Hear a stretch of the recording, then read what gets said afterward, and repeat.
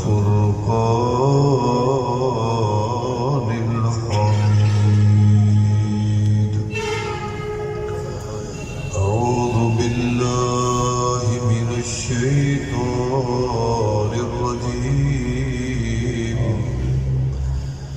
بسم الله الرحمن الرحيم كل من عليها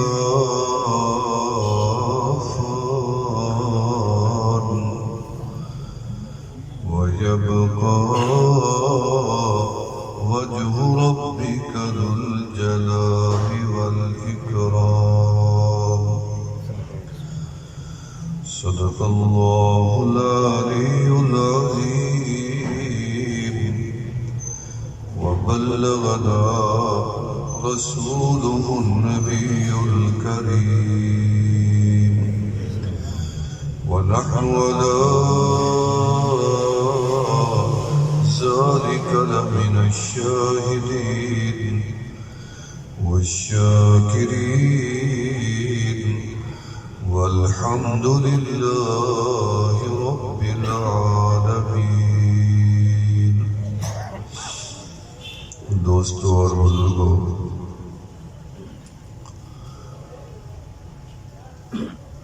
یہ دنیا دار فنا ہے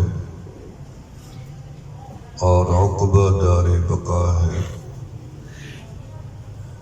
جو بھی دنیا میں آیا ایک دن دنیا سے پلٹ جائے گا، مڑ جائے گا، ہٹ جائے گا، مٹ جائے گا.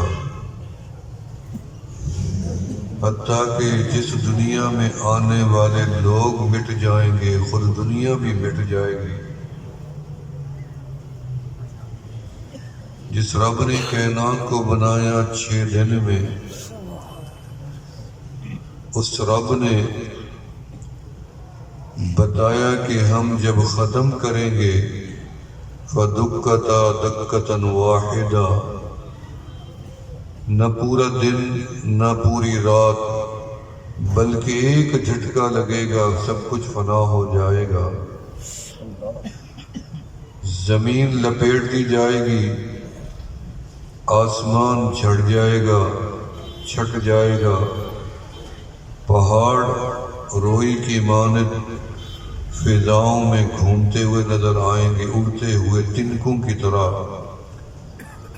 سورج چاند، جمع الشمس والقمر، یقول الانسان یومئذ این المفر، کہ جب سورج چاند ٹکرائیں گے اتنی دھماکہ ہوگا. ان زلزلۃ الساعۃ شیء عظیم. یہ دنیا کے زلزلے آپ بھول جائیں گے جب وہ زلزلہ آئے گا. بھونچال نہ ایک کونے تک محدود ہوگا بلکہ مشرق سے چلے گا تو مغرب تک سب کچھ کو گرا کے فنا کر دے گا. سمندروں کو آگ لگ جائے گی. 100 میں سے 90% نشانیاں قیامت کی علماء نے لکھا ہے چھوٹی چھوٹی پوری ہو چکی ہیں کب کی، اور 10 میں تو تاخیر ہی نہیں ہونی، اور باقی 10 بڑی علامات قیامت ابھی تک کوئی بھی ظاہر نہیں ہوئی. باپ بیٹی سے زنا کرے گا، بھائی بہن سے زنا کرے گا، بیٹا ماں سے زنا کرے گا. مائیں اپنے آقاؤں کو جنم ڈالیں گی. ان تلد الامۃ ربتها وان ترى الحفاة رياء الشاة يتطاولون في البنيان. بکریاں چرانے والے، ننگے پاؤں چلنے والے گھر بنائیں گے، بلڈنگیں، عمارتیں آسمان کی طرف جائیں گی اونچی، جو پوری ہو گئی. روزانہ بیٹا ماں کو غلام کی طرح رویہ اختیار کرتا ہے کہ میں مالک آقا ہوں، یہ میری خادمہ ہے۔ قیامت کی علامات 30 دجالون کذابون پوری ہو چکی ہے، بہت سی 90% پوری ہو گئی۔ قیامت کی سب سے پہلی اور بڑی علامت فتنہ دجال ہے۔ رسول اللہ صلی اللہ علیہ وسلم نے اس فتنے سے اپنی امت کو ڈرایا اور متنبہ کیا کہ جب تم اللہ سے دیگر بیماریوں سے پناہ مانگو، ازاریوں سے پناہ مانگو، دشمن سے پناہ مانگو، اللہ سے آفات سے پناہ مانگو، وہاں فتنہ دجال کی بھی اللہ سے دعا مانگ کے پناہ مانگنا کہ تم فتنہ دجال کا سامنا نہیں کر سکو گے۔ وہ اتنی طاقتور ہو کے آئے گا۔ اصفہان میں، ایران کے قرب و جوار یا ایران میں ایک شہر ہے جہاں 70,000 یہودی آباد ہیں، وہاں سے وہ ظاہر ہوگا اور پہلا دن اس کا 1 سال کا ہوگا، اور جو لوگ 1 سال میں کام کرتے ہیں، سفر طے کرتے ہیں یا دیگر معاملات نمٹاتے ہیں، 1 سال لگتا ہے، وہ 1 دن میں کر دے گا۔ پھر 1 دن اس کا 1 مہینے کے برابر ہوگا، پھر 1 دن اس کا 1 ہفتے کے برابر ہوگا، 37 دن وہ نارمل عام دنوں کے گزارے گا، کل 40 دن وہ اس کے بعد دنیا میں نمودار رہے گا، زندہ رہے گا۔ کہ حضرت امام مہدی علیہ الرضوان کا ظہور مکہ مکرمہ میں ہو جائے گا، فارسیوں نسل خراسان سے ہوں گے، ظہور کعبے میں ہوگا، دجال پہلے سے موجود ہے، ان کی ولادت ہوگی۔ اب ہر نبی نے اپنی قوم کو دجال کے فتنے سے ڈرایا اور پناہ کے لیے ان کو حکم دیا۔ تو عیسیٰ علیہ السلام کو فرشتے جامع مسجد دمشق کے منارۃ البیضاء جو آج بھی موجود ہے اس کے اوپر چھوڑ جائیں گے، مکہ نہیں اتاریں گے، کعبے نہیں اتاریں گے، بیت المقدس نہیں اتاریں گے، کیونکہ امام مہدی جامع مسجد میں ہوں گے، حضرت عیسیٰ علیہ السلام وہاں اتریں گے۔ پھر زمین پہ چھوڑ دیتے، فرمایا نہیں، مینار پہ بٹھایا ہے تاکہ لوگوں کو یقین آ جائے یہ بندہ اوپر سے آیا ہے، نیچے سے تو چڑھ کوئی نہیں سکتا، سیڑھی نہیں ہے۔ جب سیڑھی لگائی جائے گی، عیسیٰ علیہ السلام نیچے آئیں گے، نماز امام مہدی علیہ الرضوان پڑھائیں گے، اس کے بعد فارغ ہونے کے بعد کسی کی خیر خبر نہیں، یبحث الدجال، دجال کے بارے میں سوال کریں گے، وہ کدھر ہے؟ لوگ بتائیں گے ادھر گیا ادھر گیا، پیچھے دوڑیں گے۔ مقام لد جو اسرائیل میں ہے، پہلے فلسطین کا حصہ تھا، وہاں پہنچیں گے۔ ایک یہودی عالم نے اسرائیل میں یہ دعویٰ کیا ہے، پچھلے دنوں کی بات ہے، اس نے کہا کہ میری دجال سے ملاقات ہو گئی ہے اور میں نے دجال کے آگے اپیل رکھی ہے کہ آپ آؤ نا، ہم آپ کی انتظار میں ہیں، آپ دنیا کا نظام سنبھالو۔ تو دجال نے مجھے کہا، وہ کہتے ہیں مجھے کہا کہ میں نے کئی دفعہ پیغام بھیجا ہے کہ دنیا کی آبادی گھٹاؤ، مخلوق کو مارو، تلواروں سے مارو، گولیوں سے مارو، بموں سے مارو، کرونا سے مارو، جس طرح مار سکتے ہو مخلوق کو گھٹاؤ تاکہ میرے لیے کام آسان ہو تو میں آ جاؤں گا۔ یہ اس نے ابھی کہا مقام لد میں عیسیٰ علیہ السلام اسے آواز دیں گے جب دجال بڑا خوفناک فتنہ، وہ کیا کہے گا؟ میں رب ہوں، میں پہلے چھپا ہوا تھا نا، اب میں ظاہر ہو کے آ گیا ہوں۔ رب کی طاقت یہ ہے کہ مردوں کو زندہ کرنے والا رب ہے۔ وہ کہتے ہیں یہ تو میری طاقت ہے۔ ایک بندے کو کہے گا کہ اگر تیرا مرا باپ قبر سے آ جائے اور کہہ دے میں رب ہوں تو مجھے مان لے گا؟ اور اس کا باپ اس کے سامنے قبر سے کھڑا ہو جائے گا، باپ نہیں ہوگا، وہ شیطان اس کی مدد کرتا رہے گا، بار بار شیطان اس کے باپ کی شکل سے کھڑا ہو جائے گا اور کہے گا یہ حق پہ ہو، کہے گا نہیں تو پھر بھی کافر ہے۔ قادیان میں یہ اپنا ربوہ میں ایک بڑا خاندان مرزائی ہوا، تو ان میں ایک نوجوان نے کہا میں مرزائی نہیں ہوں گا۔ اب سارا خاندان اس کوشش میں تھا کہ اس کو بھی مرزائی بنانا ہے۔ انہوں نے کہا ٹھیک ہے، تو دلیل تو مانتا نہیں ہے، تو استخارہ کر لے، اگر تجھے استخارے میں نظر آ جائے کہ یہ لعین حق پہ ہے تو پھر تو مرزائی ہو جانا، مگر نہ ہم تجھے کبھی کچھ نہیں کہیں گے۔ تو اس نے استخارہ کیا تو اسے خواب میں باپ ملا مرا ہوا، تو اس نے کہا کہ یہ حق پہ ہے، تم اس پہ ایمان لے آؤ۔ اس صبح کو مرزائی ہو گیا۔ اب دنیا پوچھے بھی تو عقل مند بندہ سیانہ مرزائی کیوں ہوا؟ وہ کہتا بھی میں نے تو دلیلیں نہیں مانی، نہ میں نے پڑھی ہیں، مجھے تو میرے باپ نے استخارے میں کہا ہے، استخارہ تو شریعت کا مسئلہ ہے، میں تو استخارہ کیے بیٹھا ہوں، میں اس لیے مرزائی ہو گیا ہوں۔ ہماری عالم علماء کو اللہ نے بڑی فراست دی ہوتی ہے۔ علماء یہ کوئی معمولی لوگ نہیں ہوتے۔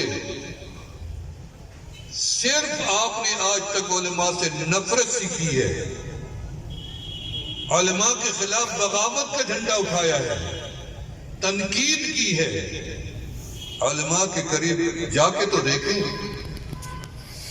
رات بھی میں نے 18 ہزاری میں سنایا کہ حضرت شیخ احمد علی لاہوری رحمت اللہ علیہ ایک دفعہ گاؤں میں بیان کیا، رات ہو گئی، کسی نے ٹھہرایا نہیں، اگلے گاؤں میں گئے، چلو اس میں وہاں کوئی جاننے والا نہیں، مسجد میں چلے گئے۔ جب مسجد میں گئے تو نماز پڑھی، مولوی صاحب نے کہا ہاں جی، انہوں نے کہا جی رات گزارنی ہے، جانتا نہیں تھا وہ لاہوری رحمت، اس نے کہا جی میں نہیں ٹھہرنے دوں گا، میری کمیٹی کا ایک فیصلہ ہے، یہاں کوئی مسافر نہیں رہ سکتا، جائیں۔